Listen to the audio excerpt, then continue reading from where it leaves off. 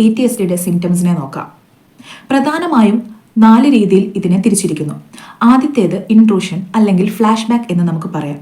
ഒരു ഇൻസിഡന്റ് ഉണ്ടായതിനു ശേഷം ആ ഒരു വ്യക്തി ആഗ്രഹിക്കാതെ തന്നെ ആ ഒരു ഇൻസിഡന്റിന്റെ ഓർമ്മകൾ, ചിത്രങ്ങൾ അയാളുടെ മനസ്സിലേക്ക് കടന്നു വരുന്നു. നമ്മൾ എത്ര ശ്രമിച്ചിട്ടും അതിനെ ഒന്ന് തടയാൻ പറ്റാത്ത ഒരു അവസ്ഥ. അത് ആ ഒരു വ്യക്തിയിൽ മാനസികമായിട്ടുള്ള പിരിമുറുക്കവും സമ്മർദ്ദവും ഒക്കെ ചെലുത്തുന്നു. അതേപോലെ തന്നെ ആ ഒരു ഇൻസിഡന്റിനെ ബേസ് ആയിട്ടുള്ള സ്വപ്നങ്ങൾ വളരെ വ്യക്തമായിട്ട് കാണുന്ന ഒരു അനുഭവം. ഇതിനെ നമുക്ക് ആദ്യത്തെ ഒരു ഗ്രൂപ്പ് ഓഫ് സിംറ്റം എന്ന് നമുക്ക് പറയാം.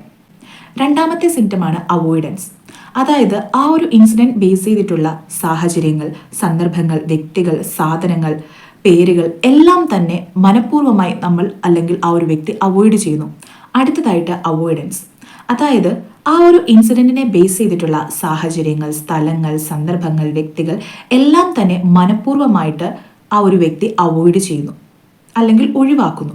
എന്തിനാണെന്ന് ചോദിച്ചാൽ ആ ഒരു സന്ദർഭങ്ങൾ അല്ലെങ്കിൽ ആ ഒരു സംഭവമായിട്ട് ബേസ് ചെയ്തിട്ടുള്ള സിറ്റുവേഷനിലോട്ടായി അദ്ദേഹം പോകുമ്പോൾ അയാൾക്കൊരു ബുദ്ധിമുട്ടുണ്ടാവുന്നു. സോ ആ ഒരു സന്ദർഭങ്ങളെ എല്ലാം അവോയ്ഡ് ചെയ്യുന്നു. ഇനി അറോസൽ ആൻഡ് റിയാക്ടിവിറ്റി, ഒരു ഇമോഷണൽ നംനെസ്, ആളുകളിൽ നിന്ന് മാറുക അല്ലെങ്കിൽ എങ്ങനെ ഒരു സന്ദർഭത്തിനോട് റിയാക്ട് ചെയ്യണം എന്ന് അറിയാതിരിക്കുക, പെട്ടെന്ന് ഹൈപ്പറായിട്ട് റിയാക്ട് ചെയ്യുക, അതേപോലെ തന്നെ ഉറക്കത്തിലൊക്കെ ബുദ്ധിമുട്ടുണ്ടാവുക. പിന്നെ ഇവർ എപ്പോഴും മേ ബി ഹൈപ്പർ വിജിലൻ്റ് ആയിരിക്കും, എല്ലാ കാര്യത്തിനോടും ഭയങ്കര വിജിലൻ്റ് ആയിരിക്കും. ഒരു ശ്രദ്ധ കാണും, ഇനി എന്തെങ്കിലും ഒരു ഇൻസിഡൻറ്റ് ഇതുപോലെ നടക്കുമോ എന്നൊരു ശ്രദ്ധ അവർക്ക് കാണും. ദെൻ ദി ലാസ്റ്റ് വൺ ആണ് കോഗ്നിഷൻ ആൻഡ് മൂഡ് ബേസ് ചെയ്തിട്ടുള്ളൊരു കാര്യം.